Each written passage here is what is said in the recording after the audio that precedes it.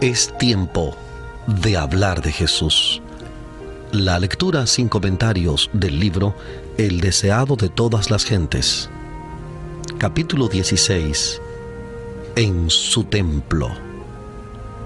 Omar Medina les acompaña. Hablemos de Jesús. Después de esto descendió a Capernaum, él y su madre y hermanos y discípulos, y estuvieron allí no muchos días. Y estaba cerca la Pascua de los judíos, y subió Jesús a Jerusalén. En este viaje Jesús se unió a una de las grandes compañías que se dirigían a la capital. No había anunciado todavía públicamente su misión, e iba inadvertido entre la muchedumbre. En tales ocasiones, el advenimiento del Mesías, que había adquirido tanta preeminencia debido al ministerio de Juan, era a menudo el tema de conversación. La esperanza de grandeza nacional se mencionaba con fogoso entusiasmo. Jesús sabía que esa esperanza iba a quedar frustrada, porque se fundaba en una interpretación equivocada de las Escrituras. Con profundo fervor explicaba las profecías y trataba de invitar al pueblo a estudiar más detenidamente la palabra de Dios.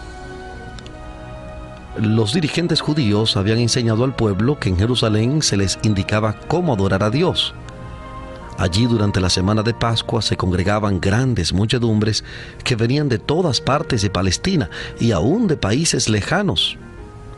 Los atrios del templo se llenaban de una multitud promiscua. Muchos no podían traer consigo los sacrificios que habían de ser ofrecidos en representación del gran sacrificio. Para comodidad de los tales, se compraban y vendían animales en el atrio exterior del templo. Allí se congregaban todas las clases del pueblo para comprar sus ofrendas. Allí se cambiaba el dinero extranjero por la moneda del santuario.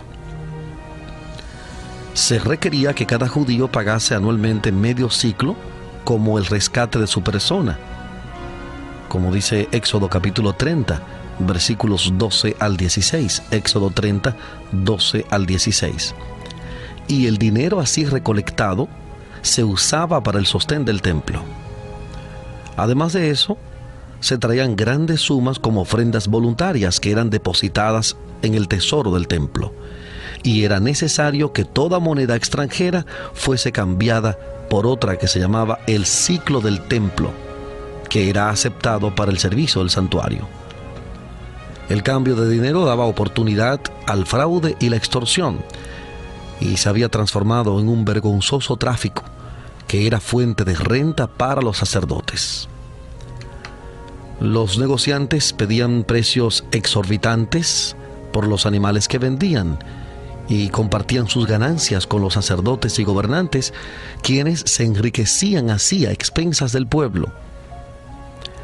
Se había enseñado a los sacerdotes a creer que si no se ofrecían sacrificios, la bendición de Dios no descansaría sobre sus hijos o sus tierras. Así se podía obtener un precio elevado por los animales, porque después de haber venido de tan lejos, la gente no quería volver a sus hogares sin cumplir el acto de devoción para el cual había venido. En ocasión de la Pascua se ofrecía gran número de sacrificios y las ventas realizadas en el templo eran muy cuantiosas. La confusión consiguiente daba la impresión de una ruidosa feria de ganado, más bien que del sagrado templo de Dios.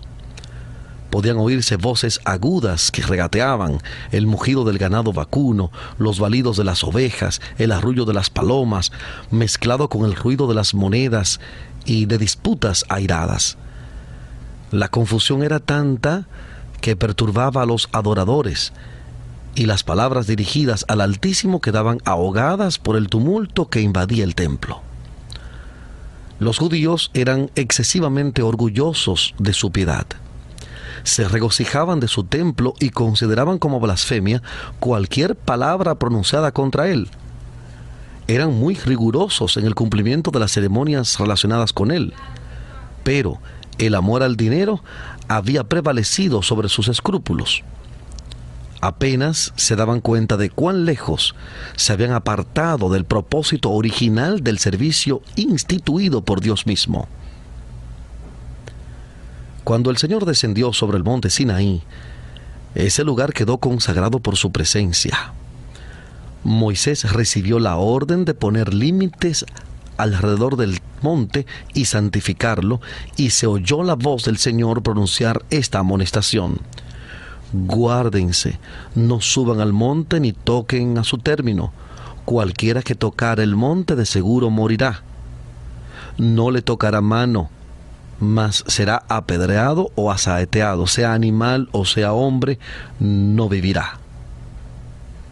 Éxodo capítulo 19, versículos 12 y 13. Éxodo 19, 12 y 13. Así fue enseñada la lección de que donde quiera que Dios manifieste su presencia, ese lugar es santo. Las dependencias del templo de Dios debieran haberse considerado sagradas. Pero en la lucha para obtener ganancias, todo esto se perdió de vista. Los sacerdotes y gobernantes eran llamados a ser representantes de Dios ante la nación. Debieran haber corregido los abusos que se cometían en el atrio del templo. Debieran haber dado a la gente un ejemplo de integridad y compasión. En vez de buscar sus propias ganancias, debieran haber considerado la situación y las necesidades de los adoradores, y debieran haber estado dispuestos a ayudar a aquellos que no podían comprar los sacrificios requeridos. Pero no obraban así. La avaricia había endurecido sus corazones.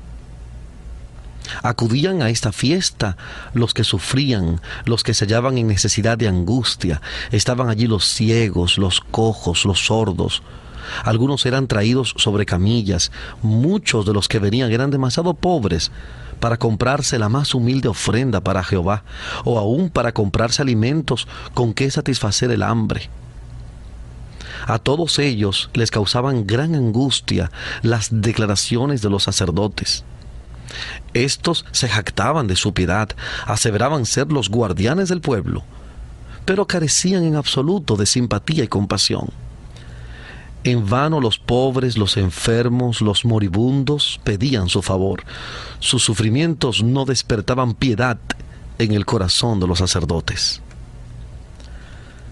Al entrar Jesús en el templo, su mirada abarcó toda la escena. Vio las transacciones injustas. Vio la angustia de los pobres que pensaban que sin derramamiento de sangre no podían ser perdonados sus pecados. Vio el atrio exterior de su templo convertido en un lugar de tráfico profano. El sagrado recinto se había transformado en una vasta lonja.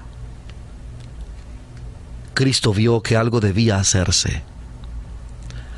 Habían sido impuestas numerosas ceremonias al pueblo, sin la debida instrucción acerca de su significado. Los adoradores ofrecían sus sacrificios sin comprender que prefiguraban al único sacrificio perfecto, y entre ellos, sin que se les reconociese ni honrase, estaba aquel al cual simbolizaba todo el ceremonial. Él había dado instrucciones acerca de las ofrendas, comprendía su valor simbólico y veía ahora que habían sido pervertidas y mal interpretadas. El culto espiritual estaba desapareciendo rápidamente. Ningún vínculo unía a los sacerdotes y gobernantes con su Dios. La obra de Cristo consistía en establecer un culto completamente diferente. Con mirada escrutadora, Cristo abarcó la escena que se extendía delante de él, mientras estaba de pie sobre las gradas del atrio del templo. Con mirada profética vio lo futuro, abarcando no solo años, sino siglos y edades. Vio cómo los sacerdotes y gobernantes privarían a los menesterosos de su derecho y prohibirían que el evangelio se predicase a los pobres. Vio cómo el amor de Dios sería ocultado de los pecadores y los hombres traficarían con su gracia. Y al contemplar la escena, la indignación, la autoridad y el poder se expresaron en su semblante. La atención de la gente fue atraída hacia él. Los ojos de los que se dedicaban a su tráfico profano se clavaron en su rostro. No podían retraer la mirada.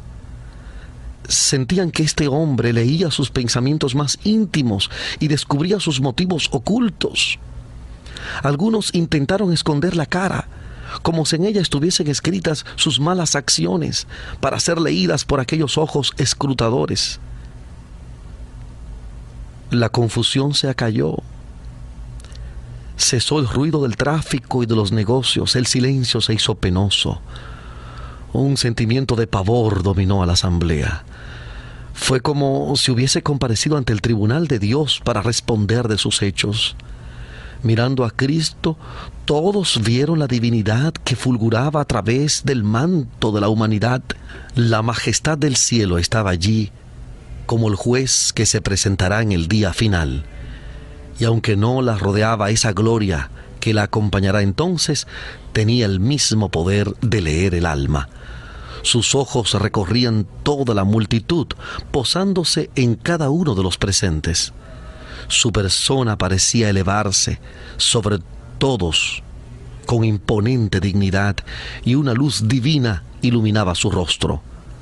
Habló, y su voz clara y penetrante, la misma que sobre el monte Sinaí había proclamado la ley que los sacerdotes y príncipes estaban transgrediendo, se oyó repercutir por las bóvedas del templo: «Quiten de aquí esto, y no hagan la casa de mi padre casa de mercado».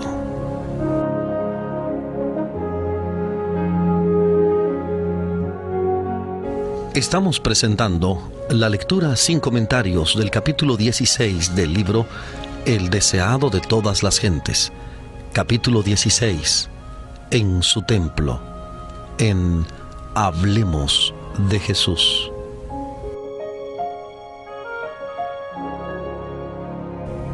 Descendiendo lentamente de las gradas y alzando el látigo de cuerdas que había recogido al entrar en el recinto, ordenó a la hueste de traficantes que se apartase de las dependencias del templo. Con un celo y una severidad que nunca manifestó antes, derribó las mesas de los cambiadores. Las monedas cayeron y dejaron oír su sonido metálico en el pavimento de mármol. Nadie pretendió poner en duda su autoridad. Nadie se atrevió a detenerse para recoger las ganancias ilícitas. Jesús no los hirió con el látigo de cuerdas, pero en su mano el sencillo látigo parecía ser una flamígera espada. Los oficiales del templo, los sacerdotes especuladores, los cambiadores y los negociantes en ganado huyeron del lugar con sus ovejas y bueyes, dominados por un solo pensamiento, el de escapar a la condenación de su presencia. El pánico se apoderó de la multitud, que sentía el predominio de su divinidad. Gritos de terror escaparon de centenares de labios pálidos. Aún los discípulos temblaron. Les causaron pavor las palabras y los modales de Jesús, tan diferentes de su conducta común. Recordaron que se había escrito acerca de él: «Me consumió el celo de tu casa». Salmo 69:9. Libro de Salmos, capítulo 69, versículo 9. Pronto la tumultuosa muchedumbre fue alejada del templo del Señor con toda su mercadería. Los atrios quedaron libres de todo tráfico profano, y sobre la escena de confusión descendió un profundo y solemne silencio. La presencia del Señor, que antiguamente santificara el monte, había hecho sagrado el templo levantado en su honor. En la purificación del templo, Jesús anunció su misión como Mesías y comenzó su obra. Aquel templo, erigido para morada de la presencia divina, estaba destinado a ser una lección objetiva para Israel y para el mundo. Desde las edades eternas, había sido el propósito de Dios que todo ser creado, desde el resplandeciente y santo serafín hasta el hombre, fuese un templo para que en él habitase el Creador. A causa del pecado, la humanidad había dejado de ser templo de Dios. Ensombrecido y contaminado por el pecado, el corazón del hombre no revelaba la gloria del ser divino. Pero por la encarnación del Hijo de Dios se cumple el propósito del cielo. Dios mora en la humanidad, y mediante la gracia salvadora, el corazón del hombre vuelve a ser su templo. Dios quería que el templo de Jerusalén fuese un testimonio continuo del alto destino ofrecido a cada alma. Pero los judíos no habían comprendido el significado del edificio que consideraban con tanto orgullo. No se entregaban a sí mismos como santuarios del Espíritu Divino. Los atrios del templo de Jerusalén, llenos del tumulto de un tráfico profano, representaban con demasiada exactitud el templo del corazón, contaminado por la presencia de las pasiones sensuales y de los pensamientos profanos. Al limpiar el templo de los compradores y vendedores mundanales, Jesús anunció su misión de limpiar el corazón de la contaminación del pecado, de los deseos terrenales, de las concupiscencias egoístas, de los malos hábitos que corrompen el alma. Vendrá a su templo el Señor a quien ustedes buscan, y el ángel del pacto a quien desean ustedes. Y aquí viene, ha dicho Jehová de los ejércitos. ¿Y quién podrá sufrir el tiempo de su venida? ¿O quién podrá estar cuando Él se mostrará? Porque Él es como fuego purificador y como jabón de lavadores. Y sentarse ha para afinar y limpiar la plata, porque limpiará a los hijos de Leví, los afinará como a oro y como a plata. Libro de Malaquías, capítulo 3, versículos 1 al 3. Malaquías 3, 1 al 3. ¿No saben que son templo de Dios y que el Espíritu de Dios mora en ustedes? Si alguno violare el templo de Dios, Dios destruirá al tal, porque el templo de Dios, el cual son ustedes, santo es. Primera de Corintios 3, 16 y 17. Primera de Corintios 3, 16 y 17. Ningún hombre puede de por sí echar las malas huestes que se han posesionado del corazón. Solo Cristo puede purificar el templo del alma, pero no forzará la entrada. No viene a los corazones como antaño a su templo, sino que dice: he aquí que yo estoy a la puerta y llamo. Si alguno oyere mi voz y abriere la puerta, entraré a él. Apocalipsis 3:20. Apocalipsis 3:20. Él vendrá no solamente por un día, porque dice: habitaré y andaré en ellos, y ellos serán mi pueblo. Él sujetará nuestras iniquidades y echará en lo más profundo del mar todos nuestros pecados. Segunda de Corintios 6:16 y Miqueas 7:19. Segunda de Corintios 6:16 y Miqueas 7:19. Su presencia limpiará y santificará el alma, de manera que pueda ser un templo santo para el Señor y una morada de Dios en virtud del Espíritu. Efesios 2, 21 y 22. Efesios 2, 21 y 22. Dominados por el terror, los sacerdotes y príncipes habían huido del atrio del templo y de la mirada escrutadora que leía sus corazones. Mientras huían, se encontraron con otros que se dirigían al templo y les aconsejaron que se devolvieran, diciéndoles lo que habían visto y oído. Cristo miró adelante a los hombres que huían, compadeciéndose de su temor y de su ignorancia de lo que constituía el verdadero culto. En esta escena veía simbolizada la dispersión de toda la nación judía por causa de su maldad e impenitencia. ¿Y por qué huyeron los sacerdotes del templo? ¿Por qué no le hicieron frente? El que les ordenaba que se fuesen era hijo de un carpintero, un pobre Galileo, sin jerarquía ni poder terrenales. ¿Por qué no le resistieron? ¿Por qué abandonaron la ganancia tan mal adquirida y huyeron a la orden de una persona de tan humilde apariencia externa?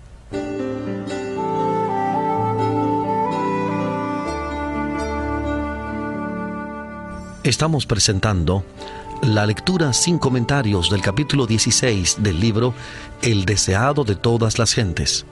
Capítulo 16. En su templo.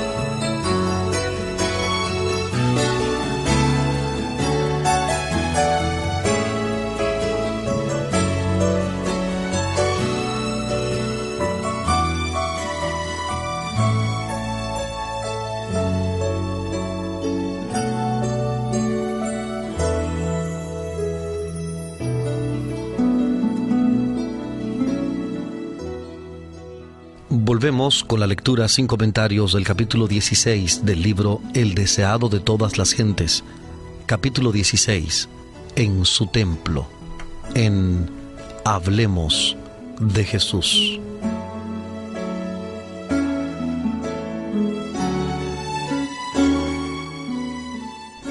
Cristo hablaba con la autoridad de un rey, y en su aspecto y en el tono de su voz había algo a lo cual no podían resistir. Al oír la orden se dieron cuenta, como nunca antes, de su verdadera situación de hipócritas y ladrones.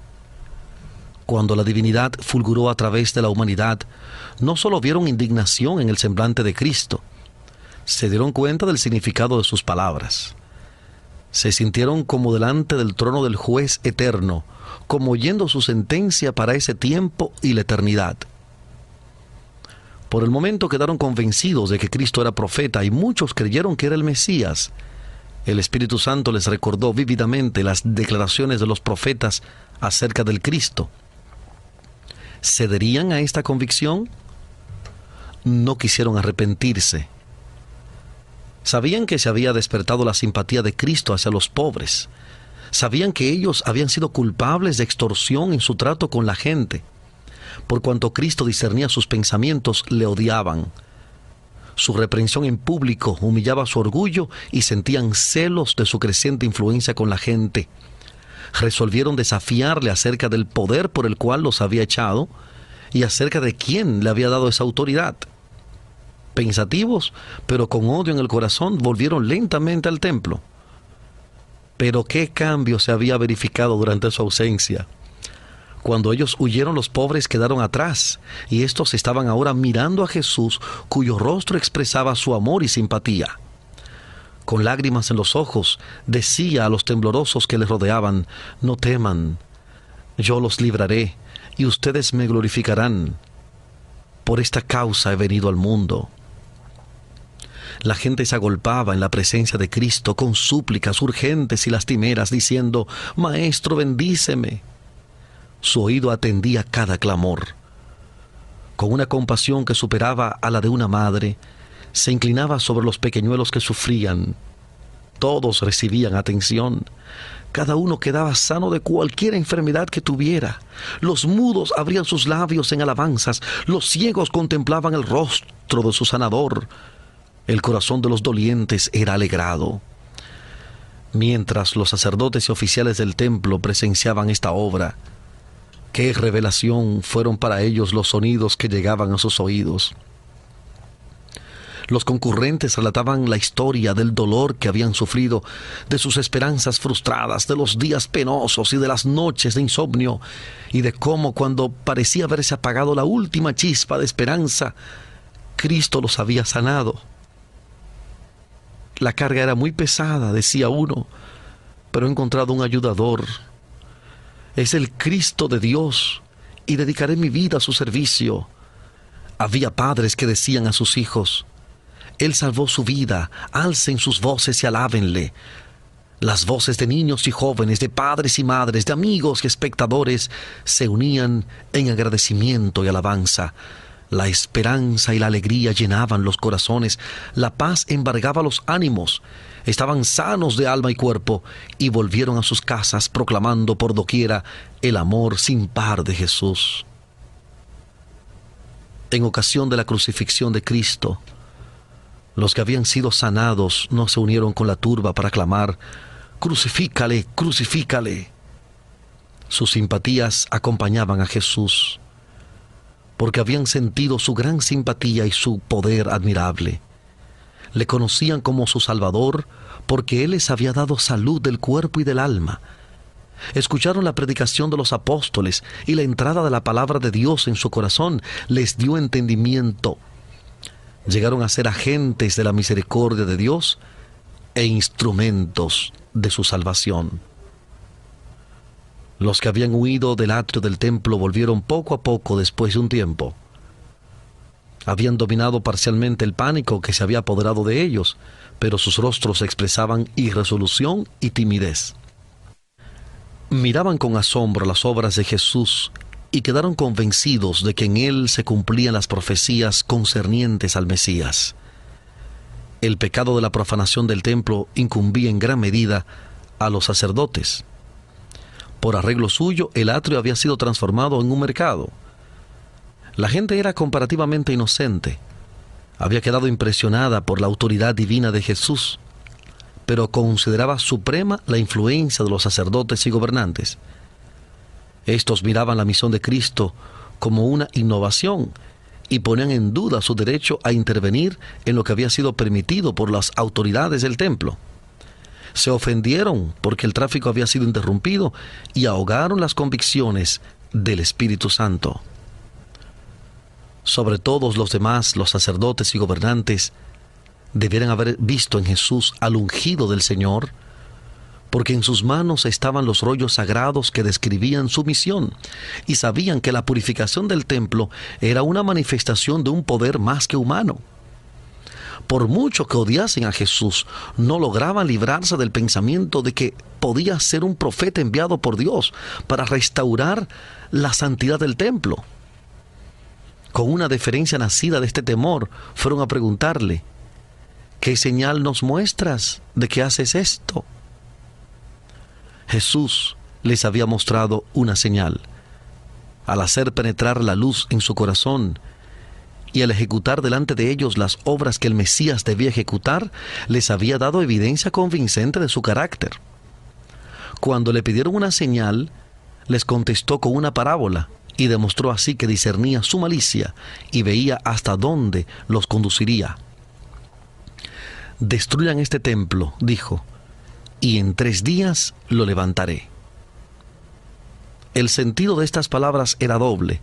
Jesús aludía no solo a la destrucción del templo y del culto judaico, sino a su propia muerte, la destrucción del templo de su cuerpo. Los judíos ya estaban maquinando esto. Cuando los sacerdotes y gobernantes volvieron al templo, se proponían matar a Jesús y librarse del perturbador. Sin embargo, cuando desenmascaró ese designio suyo, no le comprendieron. Al interpretar sus palabras, las aplicaron solamente al templo de Jerusalén y con indignación exclamaron: «En 46 años fue este templo edificado, y tú en 3 días lo levantarás». Les parecía que Jesús había justificado su incredulidad y se confirmaron en su decisión de rechazarle.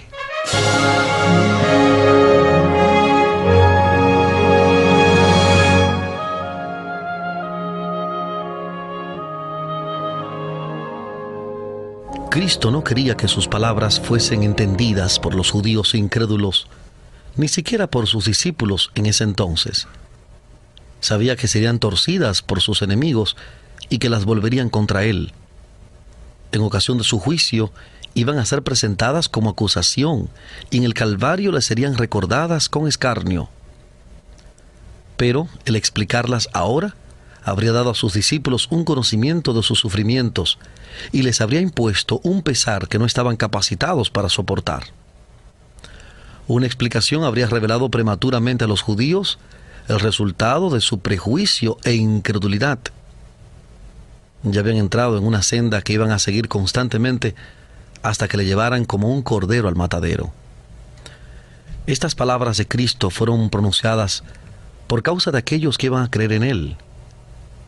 Sabía que serían repetidas, siendo pronunciadas en ocasión de la Pascua, llegarían a los oídos de millares de personas y serían llevadas a todas partes del mundo. Después que hubiese resucitado a los muertos, su significado quedaría aclarado. Para muchos serían evidencia concluyente de su divinidad. A causa de sus tinieblas espirituales, aún los discípulos de Jesús dejaron con frecuencia de comprender sus lecciones. Pero muchas de estas lecciones les fueron aclaradas por los sucesos subsiguientes. Cuando ya no andaba con ellos, sus palabras sostenían sus corazones. Con referencia al templo de Jerusalén, las palabras del Salvador, «destruyan este templo y en 3 días lo levantaré», tenían un significado más profundo que el percibido por los oyentes. Cristo era el fundamento y la vida del templo. Sus servicios eran típicos del sacrificio del Hijo de Dios. El sacerdocio había sido establecido para representar el carácter y la obra mediadora de Cristo. Todo el plan del culto de los sacrificios era una predicción de la muerte del Salvador para redimir al mundo. No habría eficacia en estas ofrendas cuando el gran suceso al cual señalaran durante siglos fuese consumado. Puesto que toda la economía ritual simbolizaba a Cristo, no tenía valor sin él. Cuando los judíos sellaron su decisión de rechazar a Cristo entregándole a la muerte, rechazaron todo lo que daba significado al templo y sus ceremonias. Su carácter sagrado desapareció, quedó condenado a la destrucción. Desde ese día, los sacrificios rituales y las ceremonias relacionadas con ellos dejaron de tener significado. Como la ofrenda de Caín, no expresaban fe en el Salvador. Al dar muerte a Cristo, los judíos destruyeron virtualmente su templo. Cuando Cristo fue crucificado, el velo interior del templo se rasgó en dos de alto a bajo, indicando que el gran sacrificio final había sido hecho y que el sistema de los sacrificios rituales había terminado para siempre. En 3 días lo levantaré. A la muerte del Salvador, las potencias de las tinieblas parecieron prevalecer y se regocijaron de su victoria. Pero del sepulcro abierto de José, Jesús salió vencedor. Despojando a los principados y las potestades, los sacó a la vergüenza en público, triunfando de ellos en sí mismo. Colosenses 2:15. Colosenses 2:15. En virtud de su muerte y resurrección, pasó a ser ministro del santuario y de aquel verdadero tabernáculo que el Señor asentó y no hombre. Hebreos 8:2. Hebreos 8:2. Los hombres habían construido el tabernáculo y luego el templo de los judíos, pero el santuario celestial, del cual el terrenal era una figura, no fue construido por arquitecto humano. He aquí el varón cuyo nombre es Vástago. Él edificará el templo de Jehová, y él llevará gloria, y se sentará y dominará en su trono, y será sacerdote en su solio. Zacarías 6:12 y 13. Zacarías 6:12 y 13. El ceremonial de los sacerdotes que había señalado a Cristo pasó, pero los ojos de los hombres fueron dirigidos al verdadero sacrificio por los pecados del mundo. Cesó el sacerdocio terrenal, pero miramos a Jesús, mediador del nuevo pacto, y a la sangre del esparcimiento que habla mejor que la de Abel. Aún no estaba descubierto el camino para el santuario, entre tanto que el primer tabernáculo estuviese en pie.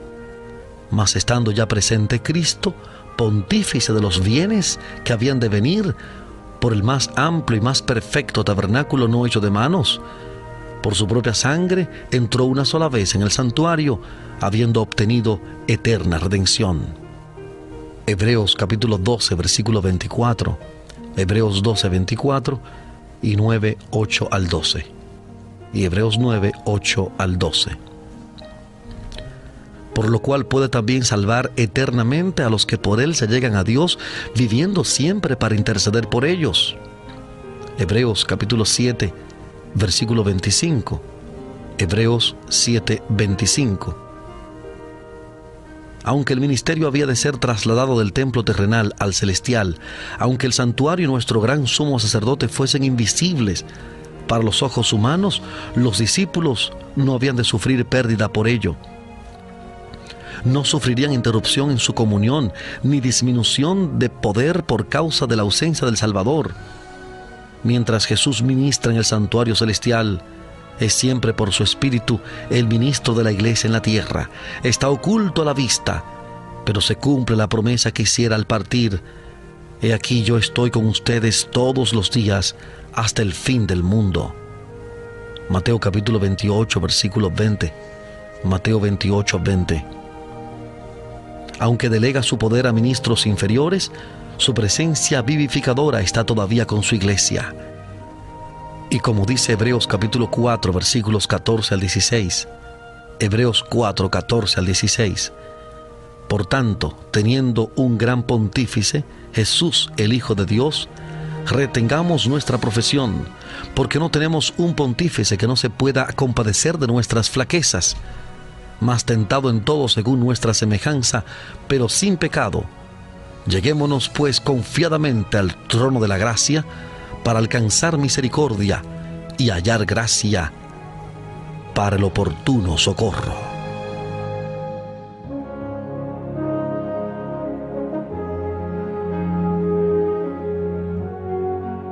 Hemos presentado la lectura sin comentarios del capítulo 16 del libro El deseado de todas las gentes, capítulo 16, en su templo, en Hablemos de Jesús. Omar Medina les agradece la fina gentileza de la atención dispensada. Que Dios les bendiga.